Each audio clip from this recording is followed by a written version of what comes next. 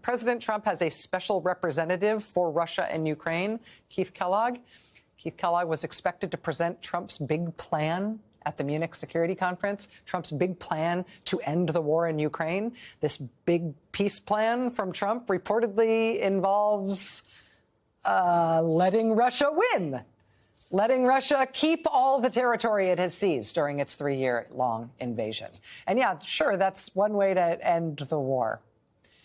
But now, despite that reporting last week that he was going to make the big announcement in Munich this week, Keith Kellogg says he's now not going to, now not presenting anything at the Munich Security Conference. Maybe he'll present something in coming weeks, you know, we'll see how it goes, but he's definitely not going to say anything in Munich.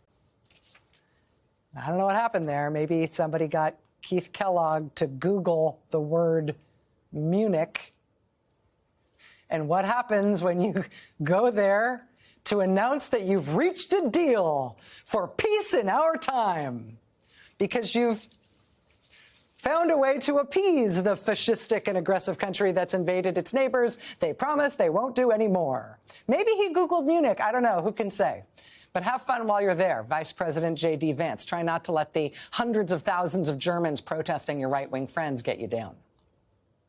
Joining us now is Alexander Vindman. He's a retired United States Army lieutenant colonel. He served on the National Security Council during the Trump administration.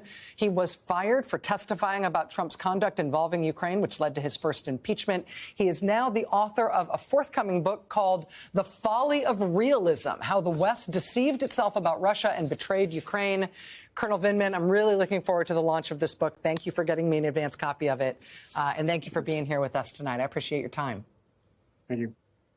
Let me ask you. Looking forward to the conversation. Yeah, thank you. Let me ask you about President Trump today announcing that Treasury Secretary Scott Bessent is going to Ukraine, and he's going to discuss pathways to end the war. Vice President Vance may also be meeting with President Zelensky.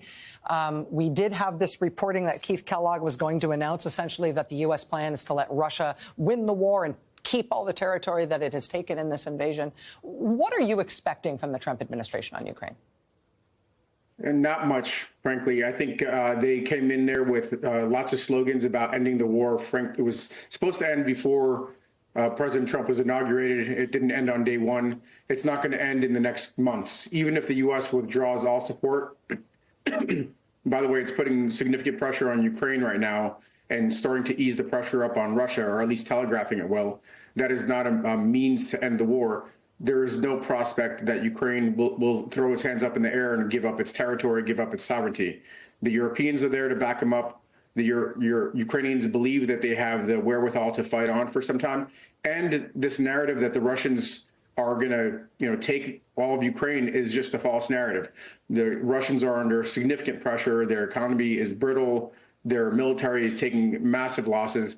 It's a pipe dream. And this idea that Keith Kellogg, J.D. Vance, or Marco Rubio are going to come up with a plan that caters to Russia is just a mistake. It's exactly what we did wrong. It's exactly what I highlight in my book across 6 administrations, catering to Russia instead of hardening our friends and allies like Ukraine.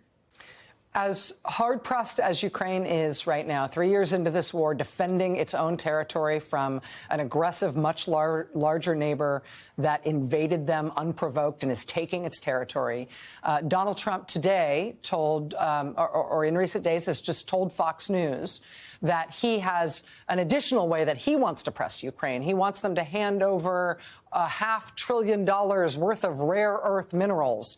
And if they don't, the U.S. will cut off all support. You, of course, famously have witnessed Trump in transactional mode firsthand when it comes to Ukraine. What's your reaction to that news? This is maximum transactionalism. This is trying to get a deal out of every engagement without understanding the consequences of catering to Russia, of throwing Ukraine under the bus. This is actually not anything new. It's in certain ways quite similar to Greenland. We highlighted for Trump back in my tenure at the White House that the Chinese control the lion's share of rare earths. And Greenland was identified as a place that had rare earths, and therefore he seized on this idea of buying Greenland. In much the same way, I raised the same issue about Ukraine having $37 trillion worth of rare earths. The problem with this idea is that Bissett, the Treasury Secretary, is going there to shake down Ukraine for $500 billion to somehow recoup the costs of the aid that the U.S. has provided. By the way, it's been closer to $100 billion, and almost all of that's been spent in the U.S. on the U.S. defense industrial complex. So I think it's a non-starter. On the other hand, there is potentially something that does cater to Trump's transactionalism, is a kind of a reformatting of America First that puts American security first. And in that manner, you could see that we double down on NATO, we double down on Ukraine and ending Russian aggression. And maybe there's a way to build economic partnerships where we do tap Ukraine as a partner with massive amounts of rare earths that could actually mutually beneficially supply us, build its economy.